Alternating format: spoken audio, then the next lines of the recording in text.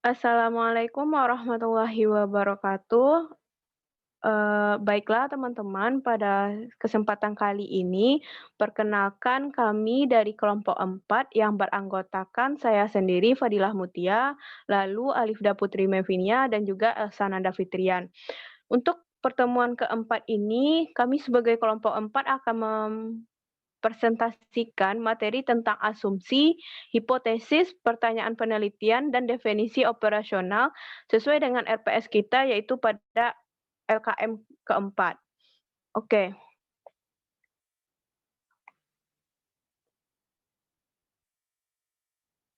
untuk pertama akan dijelaskan oleh Alifda. Kepada Alifda, disilakan. Baik, saya Alifda Putri Mevinia akan menjelaskan rumusan masalah atau pertanyaan nomor 1 sampai 2B. Nomor pertama, jelaskanlah pengertian asumsi dari sebuah judul penelitian beserta contoh. Next. Oke. Asumsi dapat diartikan sebagai suatu landasan berpikir yang dianggap benar walaupun hanya untuk sementara karena asumsi bukanlah suatu kepastian. Contohnya, yang pertama, nilai yang diperoleh siswa menggambarkan kemampuan siswa yang sebenarnya. Yang kedua, angket respon diisi oleh siswa dengan sebenarnya dan tanpa paksaan. Dan yang ketiga, pengamat berlaku objektif dalam memberikan penilaian. Next.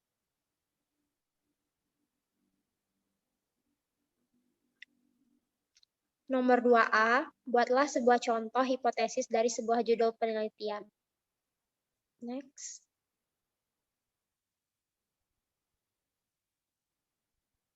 Contohnya yaitu, siswa yang aktif berorganisasi di kampus memiliki IPK lebih tinggi daripada siswa yang tidak terorganisir secara aktif.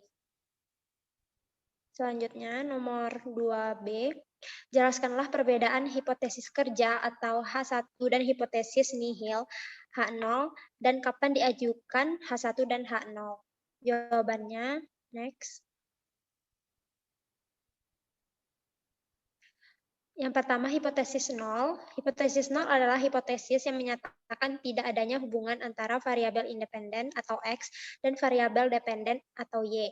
Artinya dalam rumusan hipotesis yang diuji adalah ketidakbenaran variabel X mempengaruhi Y. Contohnya, tidak ada hubungan antara warna baju dengan kecerdasan mahasiswa. Next. Nomor 2, hipotesis kerja. Hipotesis kerja adalah hipotesis yang menyatakan adanya hubungan antara variabel independen dan variabel dependen yang diteliti. Hasil perhitungan H1 tersebut akan digunakan sebagai dasar pencarian data penelitian. Rumusan hipotesis alternatif yang akan diterima apabila hipotesis nol ditolak. Baiklah, selanjutnya akan dilanjutkan oleh Elsa. Oke, terima kasih banyak untuk Alifda atas penjelasannya. Selanjutnya akan dilanjutkan oleh Elsa. Kepada Elsa, disilakan. Baiklah, terima kasih atas kesempatannya penyaji. Saya akan melanjutkan untuk menjelaskan rumusan masalah dari pertanyaan nomor 3. Untuk pertanyaan nomor 3 yaitu jelaskanlah beserta contoh kapan diajukan pertanyaan penelitian. Next, untuk solusinya yaitu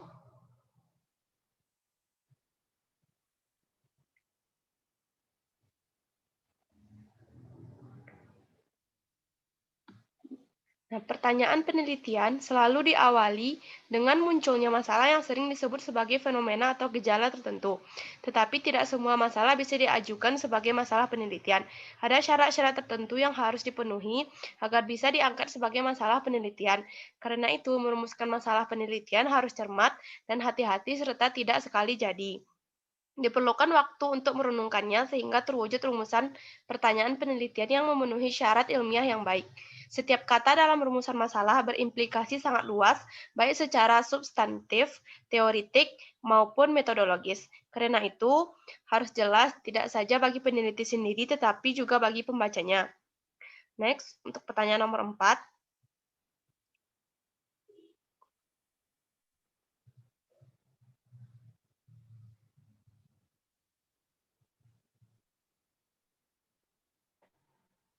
Pertanyaan nomor 4, bagaimana perbedaan pertanyaan penelitian dengan rumusan masalah? Jawabannya yaitu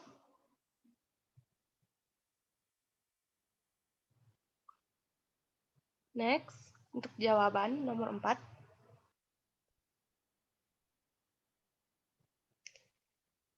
Sudah, Elsa? Jadi sesungguhnya ada kalanya bentuk rumusan masalah sama dengan pertanyaan penelitian, dan ada kalanya pertanyaan penelitian itu merupakan jabaran dari rumusan masalah. Bila pertanyaan penelitian itu sama rumusannya dengan rumusan masalah, ada kecenderungan digunakan salah satu saja rumusan masalah atau pertanyaan penelitian dalam rangka efisiensi. Bila pertanyaan penelitian merupakan jabaran dari rumusan masalah, seperti halnya hipotesis mayor dan minor, seolah-olah rumusan masalah itu merupakan pertanyaan mayor dan pertanyaan penelitian seolah-olah merupakan pertanyaan minor. Baik, selanjutnya untuk pertanyaan terakhir yaitu pertanyaan nomor 5. Silakan Mutia diganti slide-nya. Next. Oh, sudah, Elsa.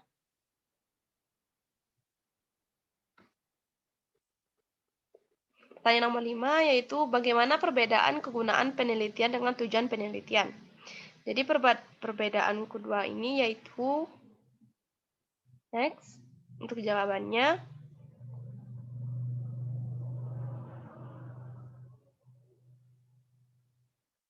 jadi, tujuan penelitian berkaitan erat dengan judul rumusan masalah hipotesis. Dan pertanyaan penelitian pada hakikatnya, tujuan penelitian adalah untuk menguji hipotesis, mencari jawaban yang dipertanyakan dalam rumusan masalah atau dalam pertanyaan penelitian. Kegunaan penelitian atau kegunaan hasil penelitian merupakan salah satu pertimbangan dalam memilih masalah penelitian. Sering juga kita dikacaukan antara kegunaan dengan tujuan penelitian. Sekian dari saya, dan ini adalah soal terakhir dari LKM 4. Selanjutnya kami akan masuk kepada materi dari kelompok kami. Saya kembalikan kepada moderator. Terima kasih. Oke, terima kasih banyak untuk Elsa atas penjelasannya. Baiklah, untuk selanjutnya terkait materi pada pertemuan kita kali ini akan saya jabarkan sendiri. Yang pertama, kita harus tahu terlebih dahulu apa itu asumsi. Asumsi penelitian ialah semua pernyataan yang dapat diuji kebenarannya dengan melakukan percobaan dalam penelitian. Dalam penelitian, umumnya menggunakan asumsi dasar karena faktor-faktor di kehidupan nyata sangat kompleks. Jadi, bisa dikatakan asumsi ini adalah, cara kita pertama untuk menganalisis kemungkinan yang akan terjadi, yang akan kita temukan di kehidupan nyata. Jadi untuk asumsi itu sendiri berfungsi sebagai pendukung hipotesis yang diajukan. Sebagai contoh asumsi ialah seringnya tes dilaksanakan dapat meningkatkan frekuensi belajar siswa. Lalu untuk hipotesisnya kita bisa mengajukan yaitu terdapat pengaruh frekuensi tes terhadap hasil belajar siswa.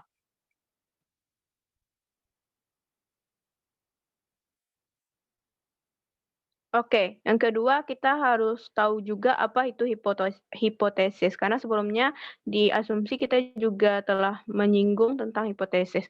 Nah, hipotesis itu sendiri menurut Gunawan tahun 2017, ia mengatakan bahwa hipotesis adalah asumsi atau anggapan ataupun dugaan teoritis yang dapat ditolak atau diterima secara empiris.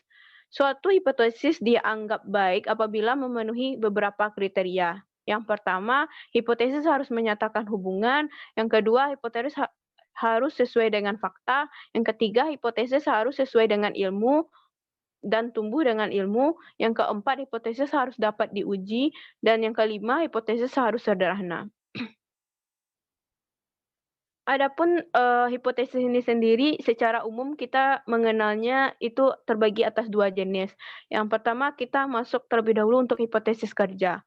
Apa sih itu hipotesis kerja? Hipotesis kerja merupakan ada atau tidaknya hubungan antara faktor X dan faktor Y, di mana di antara X dan Y ini memiliki perbedaan, sehingga akan mempengaruhi satu sama lain, terdapat pengaruh antara X dan Y dan begitu sebaliknya. Contohnya, terdapat hubungan antara minat mahasiswa menjadi guru dengan nilai mata kuliah proses belajar mengajar di program Biologi FMIPA Universitas Negeri Padang. Yang kedua, hasil belajar siswa yang diajar dengan media asli lebih baik daripada yang diajar dengan media gambar di SMA Negeri 8 Padang. Oke, yang kedua itu ada hipotesis nihil atau bisa dengan H0, di mana hipotesis nihil ini menyatakan tidak terdapatnya hubungan antara faktor X dan Y tadi, sehingga tidak ada ditemukan perbedaan baik itu antara X dan Y, dan juga tidak dapat pengaruh atau tidak bisa ditemukan pengaruh antara X dengan faktor Y. Sebagai contoh, yang pertama tidak terdapat hubungan antara minat mahasiswa menjadi guru dengan nilai mata pelajaran proses belajar mengajar di program pendidikan biologi FMIPA UNP. Atau contoh yang kedua, tidak terdapat perbedaan antara hasil belajar biologi siswa yang diajar dengan media asli dengan media gambar di SMA Negeri 8 Padang. Dan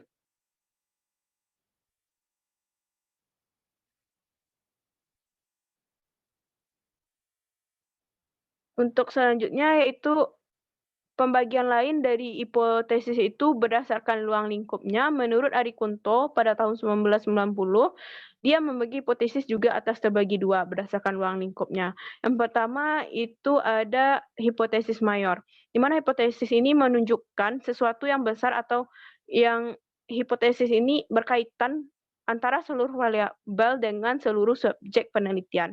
Adapun contohnya, misal kita melakukan hipotesis terhadap bakat menjadi guru berpengaruh terhadap kualitas dia ketika sudah menjadi profesional guru. Dan untuk yang kedua yaitu ada hipotesis minor, di mana hipotesis minor ini menunjukkan suatu yang bersifat kecil atau hipotesis yang mengenai kaitan sebagian dari variabel ataupun dengan kata lain pecahan dari hipotesis mayor. Jadi ibaratnya hipotesis minor ini hanya sebagian kecil yang dapat kita dugakan di awal apakah kita akan mendapatkan kesimpulan yang nantinya ditolak sesuai dengan dugaan kita tadi atau diterima.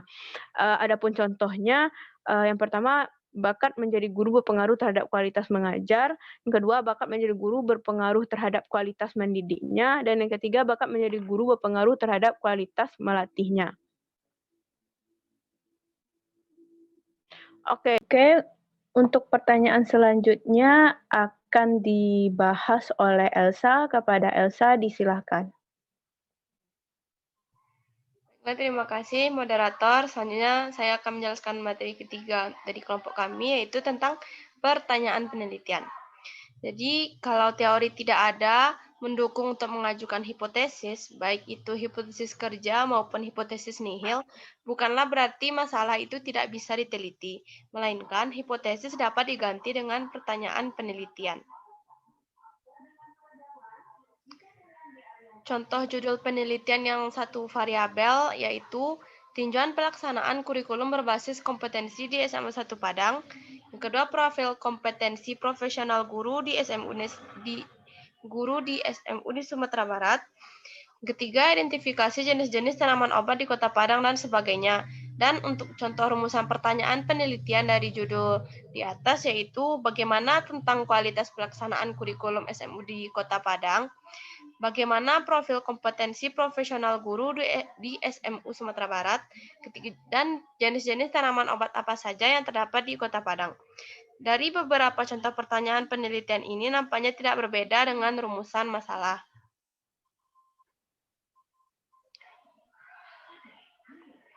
Untuk menambah wawasan, kita perlu juga mengetahui jenis-jenis penelitian yang biasanya tidak menggunakan hipotesis. Di antaranya yaitu penelitian deskriptif tanpa variabel bebas dan variabel terikat, penelitian historis, penelitian filosofis, penelitian penjajakan atau eksplorasi, penelitian evaluasi, dan sebagainya. Penelitian-penelitian ini biasanya menggunakan pertanyaan penelitian sebagai pengganti hipotesis. Sekian dari saya kembalikan kepada moderator.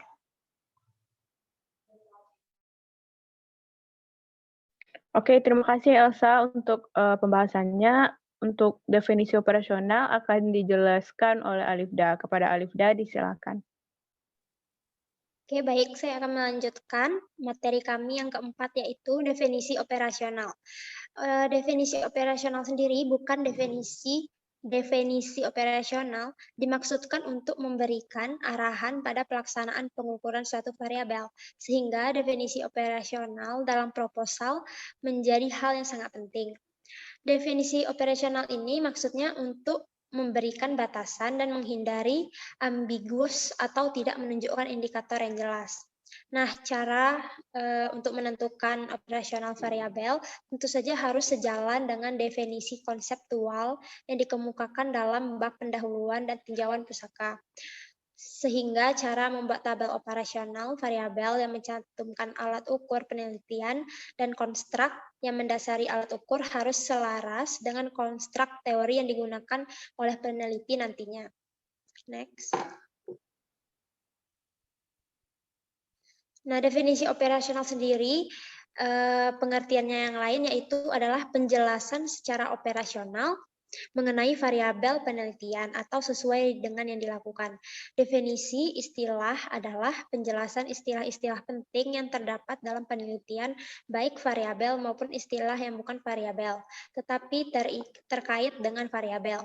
Nah, istilah-istilah tersebut kita perlu dijelaskan oleh peneliti karena nanti akan dikhawatirkan pembaca mengartikan makna istilah tersebut berbeda dengan yang dimaksud peneliti. Biasanya istilah-istilah yang sudah umum tidak perlu lagi untuk dijelaskan. Next. Baik, sepertinya itulah materi terakhir. Saya kembalikan kepada moderator. Baik, terima kasih banyak, Alifda untuk penjelasannya.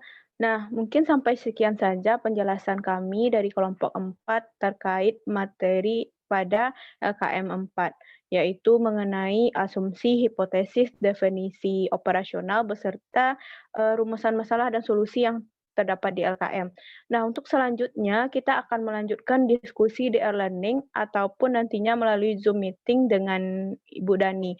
Nah, untuk teman-teman yang ingin bertanya, menanggapi, maupun menambahkan jawaban, kita lanjutkan diskusi di e-learning. Terima kasih atas perhatiannya.